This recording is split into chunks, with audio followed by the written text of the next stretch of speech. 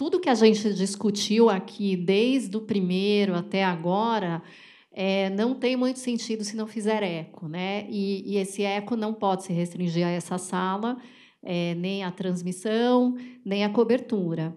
Eu comentei no primeiro painel, não sei se o Júnior, acho que o Júnior já, acho que não tinha chegado ainda, mas a Sônia talvez estivesse aqui, que vocês que estão dentro da empresa, olhando a sustentabilidade do negócio, que é uma corporação grande, de muito tempo, com uma reputação, vocês sabem a importância do seu papel, né?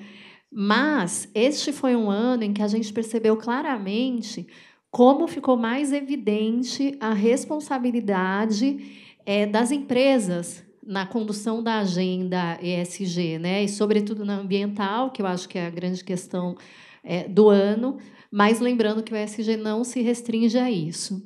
E aí, a gente estava conversando, né, Júnior, ali atrás, que engajar stakeholder é uma coisa que, quando você pega ali o check das empresas, né, lá no site, tem lá nossos stakeholders, né, a comunicação faz aquele gráfico bonito. Então, fala assim, as empresas já sabem o que tem que fazer, tiram de letra.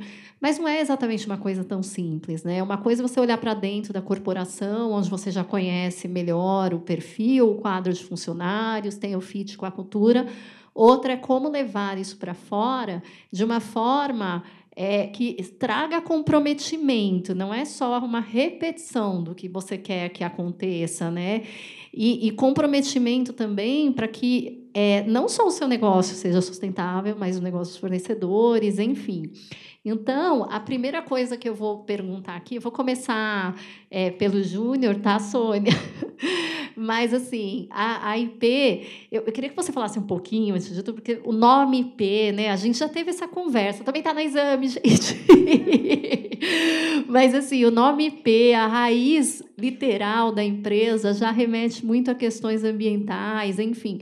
E como foi ali do comecinho plantar isso dentro e depois levar de dentro para fora? Perfeito. Muito bom dia, bom dia. É um prazer, uma alegria estar aqui com vocês. Eu diria que foi um período assim de bastante desafios. A empresa foi fundada há 75 anos atrás pelo meu pai, provindo de uma família bastante simples. Montaram esse negócio como um sustento da família inicialmente e desenvolvendo gradativamente vários produtos. Agora, meu pai tinha uma paixão pelo meio ambiente, daí, inclusive, o nome IP, de alguma forma homenageando essa que é uma das árvores símbolo do Brasil. Ele só personificou colocando o Y. E amante da natureza, em todos os processos, em todas as suas decisões, ele já tomava essas precauções e pensava no meio ambiente. Então, depois, mais tarde, nós viemos a saber que a empresa, de alguma forma, já trabalhava o conceito ESG mesmo antes dele existir. Bem, a partir daí, com o desenvolvimento do negócio, a responsabilidade e as atuações elas vão se ampliando. Hoje nós temos um corpo de 7.300 funcionários diretos, mais cerca de 3.000 indiretos, que frequentam as nossas unidades praticamente diariamente, e começamos daí o nível de consciência da questão ambiental, da questão social, engajando como voluntários, tendo todos os processos muito bem mapeados na questão do meio ambiente, na questão da segurança do trabalho. E estendemos isso, Lia, para os nossos fornecedores. Na medida em que nós estabelecemos critérios, indicadores para cada um deles, de certa forma, estamos engajando eles na mesma proposta da empresa. E são indicadores, são acompanhamentos que são feitos ao longo do ano que permitem ter essa checagem se estamos todos no mesmo barco nessa questão do ESG. Então, a empresa, eu acredito que, ao estar em contato assim mais próximo com os consumidores, hoje os consumidores muito mais atentos, muito mais conscientes, podendo escolher diante de uma gama muito grande de marcas aquela que eles vão levar para a sua casa, eles têm o poder de mobilizar as empresas para que também iniciem, de fato, essa jornada. E nós da IP temos feito aquilo que está ao nosso alcance para corresponder a essa confiança que o consumidor coloca em nossas mãos cada vez que leva o seu produto para casa. Então, é uma jornada bastante longa. E essa é interessante, né? Porque essa jornada de vocês tem 75 anos, né? E o nome ESG, né? A formalização tem aí uns 20 e tantos, né, Sônia? E eu gosto muito de uma frase que você falou em uma entrevista, assim, ESG nunca foi fácil, mas sempre foi possível, né? E dentro dessa jornada, o que você gostaria de destacar para chegar no ano que a gente está hoje, no patamar que estamos hoje, que a gente, lá em dezembro, tinha umas discussões assim, o ESG vai acabar, ESG vai... Enfim, né, gente? Se o ESG acaba, desculpa avisar a sua empresa também, né? Porque quando a gente fala de sustentabilidade, né, é que sustente o seu negócio também, né? E de novo, desenvolvimento não é inimigo de sustentabilidade e vice-versa. Então, assim, o que nós temos avalizado, e que bom, porque daí a gente tem emprego na editoria ESG, é que a gente estava certo. O que acabou foi modismo. Mas o que você percebe, assim, o que dificultou, o que facilitou, como é que foi possível chegar nesse lugar de maturidade? Lia, obrigada. Bom dia a todos e todas. Primeiro, muito obrigada pelo convite. Vou ser repetitiva, mas bacana ver essa plateia aqui cheia. Parabéns, presidente Valdir. Eu acho que é tão bacana. A gente estava conversando aqui sobre legado, né? E sobre ser genuíno, né? Então, adoro ouvir histórias de empresas, né, como a que você trouxe, que tem aí toda uma coisa de família, né, de entrega muito lindo. Você sabe, Lia, que assim, nunca foi fácil, mas sempre foi possível. E não sou só eu aqui nessa plateia, a gente tem vários, né, Caio aqui comigo, Valéria, Cristiane, enfim, uma série de pessoas que a gente está trabalhando há muito tempo nessa agenda. E aí o que eu vou destacar aqui, e eu quero agradecer muito estar nesse painel de lideranças, porque é isso que faz a mudança. Para mim, é isso. Né? No fim, são sempre pessoas que estão tomando decisões, seja em empresa, seja em governo, seja na sociedade civil, são sempre pessoas. E aí, eu vou trazer uma coisa que foi muito forte para mim dentro disso, na época da pandemia. E é tão bom a gente estar aqui, né? Porque teve uma hora que a gente não pôde estar aqui. Então, eu acho que a gente tem que... Eu sou muito grata toda vez que eu chego num evento, porque a gente, por muito tempo, ficou sem eventos, como o Gustavo bem lembrou aqui. Né? E eu lembro que, na época da pandemia, o mundo era live, né? E eu estava participando de uma live, assistindo uma live só de CEOs. E aí eu estava lá assistindo, né? E aí, uma hora, o CEO virou... E era sobre isso, era sobre... fatores socioambientais, a importância dessa agenda, porque foi o boom do ESG, né, gente? A gente sabe disso. E aí um CEO virou e falou assim: olha, esse assunto é muito importante e a gente vai começar a publicar as nossas informações socioambientais. Aí eu falei: coitado do time de sustentabilidade que publica o relatório há décadas. O CEO não sabia, óbvio que ele sabia, porque, no mínimo, ele tinha que assinar a carta do relatório. Mas não estava no radar do CEO a importância daquele relatório. Ele era eu não é, estou vendo um monte de cabecinha aqui assim. Era um relatório feito pela área de sustentabilidade, que o CEO, em algum momento, dava um ok para uma carta que ele lia e vida que segue. E que, às vezes, desculpa te interromper, Sônia, mas era uma área tratada de forma marginal. Totalmente. Que é um dos maiores equívocos, né, até hoje. E é uma jornada, né? Quando eu comecei lá atrás, primeiro que era difícil explicar o que era sustentabilidade, né? Você trabalha com o quê? Não sei o quê. Abraça a árvore, né? Era isso. E os CEOs e os CFOs e os DRIs, que eu saía correndo atrás deles, eles não... Sônia, toca isso aí, deixa a gente ganhar dinheiro aqui. Então, isso foi muito importante, porque né, trabalho com as empresas e vi a mudança do entendimento das lideranças a partir da dor da pandemia, que mostrou que é tudo junto, né? Saúde social, ambiental, meio ambiente, economia, etc. Então, Lia, te respondendo, eu acho que o despertar das lideranças, e aí estou falando nos conselhos também, estou sentada em conselho, estou sentada em conselhos porque sou especialista em sustentabilidade, isso é uma mudança, e veio com esse boom do ESG. E agora a gente está tendo, sua fala inicial foi ótima, eu já estou terminando aqui, no sentido que a gente está num momento de saber quem de fato entendeu que isso é estratégico e que, se não tiver ESG, não tem empresa, seja no curto, no médio ou no longo. Então, esse é um momento que a gente está vendo a consistência das empresas dentro disso. E, para mim, liderança é o papel que vai definir e que está definindo tudo isso, né, Lia? E eu acho que isso é muito animador, porque eu vejo as empresas entendendo essa lógica. E ninguém muda direcionamento estratégico do dia para a noite, né? Vou parar de fazer isso aí. Então, não estava fazendo de forma estratégica. Estratégia de cultura, né? Porque você não impõe, né? Você não diz assim, hoje vocês vão virar sensíveis à causa ambiental, né? E é como você falou, eu acho interessante até a gente ter a IP aqui, que é uma grande companhia, mas começou de forma familiar. Até a dona Ana Maria, matriarca, está na plateia, nos assistindo. Isso também acho que diz muito sobre cultura e valores inegociáveis, né? Onde eles começam mesmo. E aí, Júnior, voltando para você, teve uma coisa também que a gente percebe nessa cobertura e percebi na nossa conversa, que para você ter uma estratégia forte de ESG, tem outras questões. Uma delas é dinheiro na mesa, que é investir, né? Investir recurso mesmo, e não é só para o projeto social, é para tudo, é para dentro da empresa, na linha de produção, na escolha das marcas, se for adquirir. E costurar parcerias, que também, de certa forma, vem nessa questão de engajar stakeholders, né? E vocês têm muitos projetos em parceria, né, com institutos, enfim, queria que você falasse um pouco sobre isso também. Muito bem. Nós, acho que, enquanto empresa, não temos a ESG como mais uma coisa a ser cumprida. A nossa forma de atuar já incorpora esse conceito.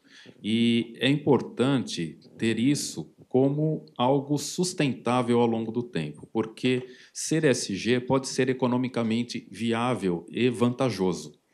Eu vou dar um exemplo. Para se fabricar o sabão em pó, é necessário uma torre de secagem que usa combustível para tornar aquilo que era líquido agora em pó. Nós desenvolvemos a primeira tecnologia no mundo de fazer isso com a biomassa, substituindo o combustível fóssil, que é utilizado no mundo todo, com a biomassa.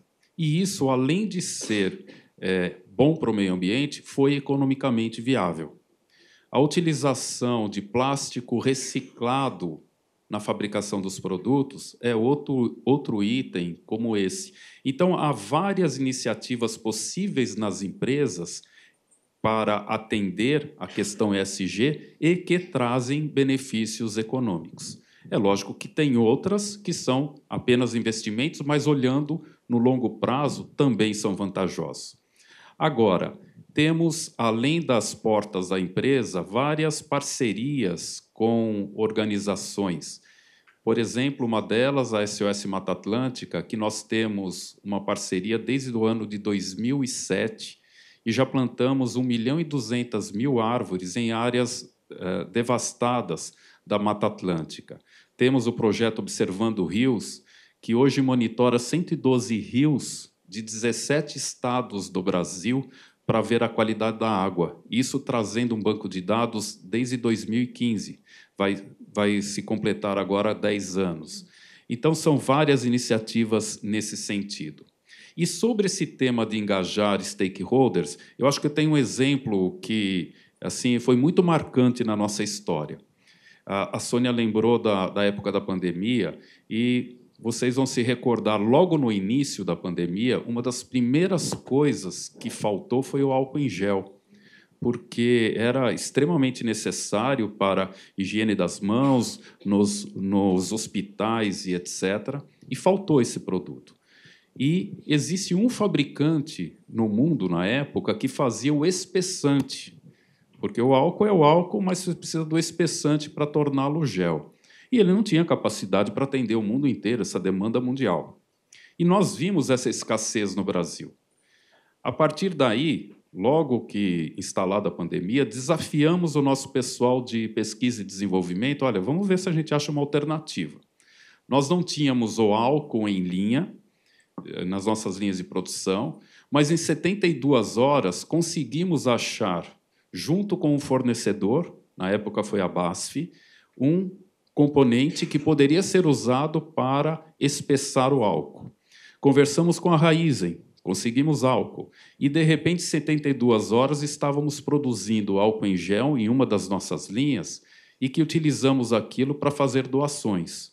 Ao longo dos dias que se seguiram, nós fabricamos 3 milhões de frascos que foram doados a hospitais, a ONGs e etc., graças a esse entrosamento de todos os stakeholders. Tem o exemplo dos nossos próprios colaboradores que, vendo aquele desafio, alguns chegavam para nós e falavam: olha, eu quero vir aqui trabalhar fora do turno de trabalho, porque essa seria a minha doação. É lógico que nós não pudemos fazer isso. Pelo compliance não foi possível. Mas é só um exemplo de como se pode engajar quando tem uma causa assim real e uma causa que mobiliza. E você, Sônia, acha que é mais fácil engajar quando a gente tem um momento agudo, né, como foi a pandemia, e também assim a pandemia pegava a todos nós, né, num lugar assim, poderia ser com qualquer um de nós, todo mundo aqui, eu tenho absoluta certeza que teve alguém atingido de uma forma muito dramática, do ponto de vista de saúde, do ponto de vista econômico, enfim. Mas como é que a gente faz com o que não é tão tangível, por assim dizer, né? Então, a gente deu uma matéria no exame outro dia que era assim, o beabá da emergência climática, que falava como o uso de termos muito urgência climática, justiça climática, estava fazendo um efeito contrário, estava afastando as pessoas da conscientização. E eu acho que isso não vale só para a pessoa física, né? Acho que a jurídica também. Então, como é que a gente consegue sensibilizar para a questão da transição energética, que não vai ser tão rápida quanto a gente gostaria, mas é muito necessária, a escassez de recursos, as questões de energia, enfim. E é verdade, né? Tem pesquisas que comprovam isso, né? Que talvez porque a gente tenha usado muito esses termos catastróficos e porque a imprensa, a gente sabe, né? Somos jornalistas ali, infelizmente, alguma parte da imprensa só vai para o mundo cão, né? Porque dá mais clique, etc. e tal. Mas as pesquisas mostram isso mesmo e mostram que as pessoas querem soluções, que as pessoas querem bons cases e querem saber qual o caminho que deu certo. Então, acho que isso é uma forma. Mas eu organizei para mim na cabeça, ainda quando eu era executiva, que as coisas acontecem, na minha opinião, nessa agenda, por 3 caminhos. Pelo amor, dor ou inteligência. Eu acho que é isso. Ou acontece porque a liderança acredita, eu entendo que este é um caminho acertado e vou fazer acontecer. Pela dor. É o que a gente está vendo com muito CFO correndo para se adaptar ao IFRS, porque vai ter que assinar lá legalmente. Vai ter que ser regra 2027, 26. Mas, assim, seja por onde for, né? E a dor, então, é isso. É uma empresa que teve um desastre ambiental, uma crise social, perdeu valor em bolsa, reputação, imagem. Então, assim, ela nem acredita muito, mas põe alguém para cuidar dessa agenda. Ou pela inteligência, que é para entender que realmente é para lá que nós estamos indo. Então, eu acho que isso depende da cultura, da conscientização, do amadurecimento, e venha por onde vier, né? Eu acho que a gente não podemos nos dar ao luxo de escolher por que caminho vai acontecer. Então, eu penso que é por aí, é a gente tentar. E aí me remete ao ODS 17, né? Parcerias. Olha que exemplo bacana aqui, né? A gente está há 5 anos de 2030. Que já a gente vai começar a discutir o que vem depois, né? Que foi o que a gente fez na Rio+20, dos ODMs para os ODS. Então, eu acho que é a gente entender que é tudo interconectado, juntar tudo isso, né? E faço um último comentário aqui também na questão do econômico, que foi até também organizei isso enquanto executiva na minha cabeça, que é a proposta do EESG, né? De você trazer o E do econômico para dentro da sigla ESG. Porque quando você usa só ESG, o econômico está em algum lugar, né? Que não é junto com esse ESG. Mas, na verdade, eu acho que a gente tem que trabalhar pelo fim das siglas. Quando a gente não precisar mais usar sustentabilidade, ESG, é porque as coisas entraram. Mas, sendo objetiva na tua resposta, eu acho que assim, venha por onde vier e tomara que seja mais pelo caminho do amor e da inteligência. Né? A parceria também, eu acho ela uma coisa interessante, porque eu sempre lembro de uma coisa que eu ouvi de uma pesquisadora que eu respeito muito. Ela fala assim: nenhum de nós, nenhuma empresa vai conseguir resolver tudo. Então, ela tem que pegar uma causa para si e fazer direito. E aí faz o dela no core, como o Júnior falou, tinha ali o P&D dentro, podia fazer a pesquisa e desenvolver, e busca parceria para o que vai te ajudar a amplificar o impacto. Né? Gente, os painéis estão passando muito rápidos, mas eu vou voltar uma pergunta para o Júnior. Não olha para o relógio, tenha seu tempo. É porque eu acho que é uma pergunta importantíssima para quem tem uma empresa com 75 anos de consistência, né? Um logo que pega na cabeça, duvidar por quê. Vocês completam agora, que nem no karaokê. Todo mundo sabe o logo da IP, inclusive. Mas, enfim, além deste logo muito bom, vocês tiveram um caminho muito consistente na questão de sustentabilidade, que eu estudei mais a fundo. E isso significa ter passado por muitos momentos geopolíticos dentro de casa, no mundo como a gente está vendo agora. E a pergunta que eu quero te fazer, e você pode ser muito transparente: a gente consegue manter eficiência operacional, segurar o resultado sem abrir mão da sustentabilidade? Sim, é possível. Quando você trabalha com a sustentabilidade como uma forma de trabalho, ele não é um ponto a mais a ser respeitado, a ser trabalhado. Ele é a forma como você constrói. Então, você vai desenvolver um produto. Importante já partir com essas premissas da sustentabilidade, da questão do impacto que ele possa trazer no meio ambiente, e aí pôr a cabeça para funcionar. E isso é possível, tem sido feito ao longo do tempo, as nossas decisões são tomadas em cima disso, até mesmo na construção de novas plantas, novas linhas fabris, novos investimentos. Isso é um dos pontos do checklist. Sem esse, não vai para frente. Então, sim, é possível.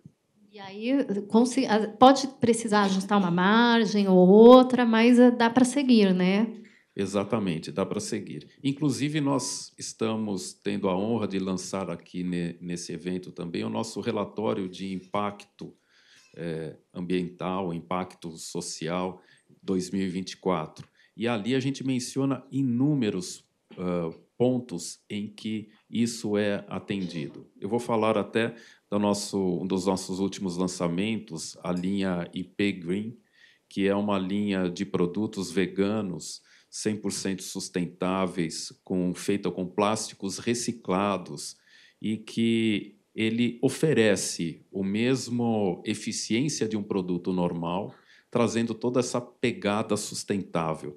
Então, diria que sim, as empresas que têm essa preocupação, que trabalham para atender essa crença, porque tem que ser uma crença, conseguem. O resultado vem, né? Queridos, muito obrigada. Você quer complementar? Eu quero falar uma frase. Por favor. Vivi para ver um CEO dizer isso. Não é verdade? Muito bem, gente. Não vou nem precisar terminar.